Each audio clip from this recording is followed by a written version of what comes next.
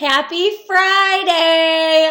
Before we get started with our point of view lesson, I just want to let you know how proud I am of each and every one of you for tuning into these videos, getting the work done, doing your best, keeping up with your studies at home.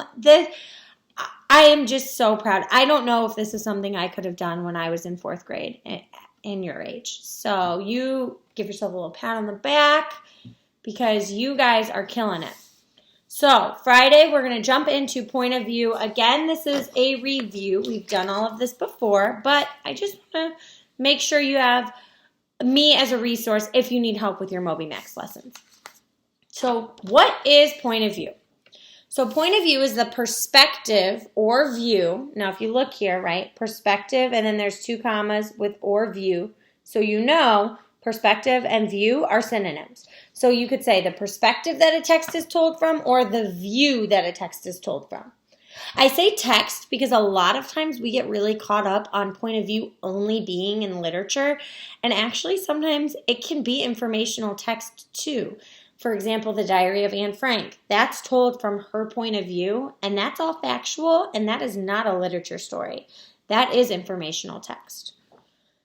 And then it's important before we move on, what is a narrator? I hope we all know this, right?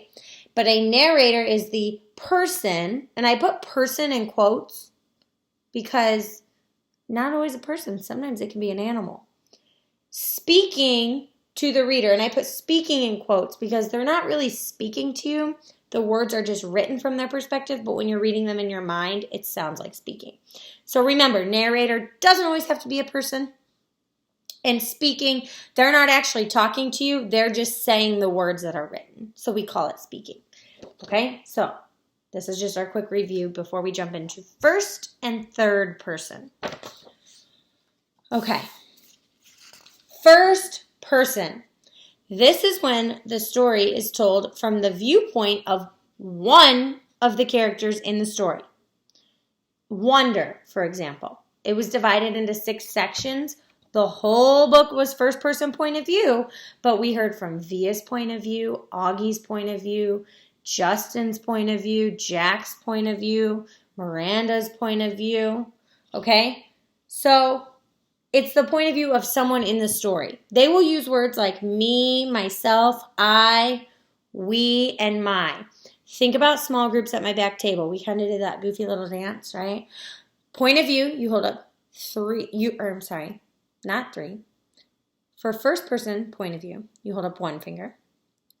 Me, myself, and I. And that 1 finger is pointing at you. First person keywords, me, myself, and I. Third person point of view is when the narrator is not a part of the story. They are just someone who's kind of seeing the story and telling it like they see it. The keywords there are going to be he, she, they, or them. Okay? So for this one, we did a little dance at my back table. He, she, them. How many fingers? 3. Third person. He, she, and them. Capiche? I'm assuming you guys are all saying kaposh back to me, but I can't hear you. Okay, now this is when, again, this is like a 5th grade thing, but we are smart enough that I do 5th grade things with you because I don't think that we should stop at just 4th grade. Again, when you have the best 4th graders in the city of Chicago, I mean, you have to do the hard stuff with them. There are 2 types of third person points of view. Okay, so I called this the third person deep dive. So we have third person limited. This is when the narrator only knows one character's thoughts. Okay, so I drew 1 little stick figure. So the narrator is telling us that Johnny went to the park and he was excited.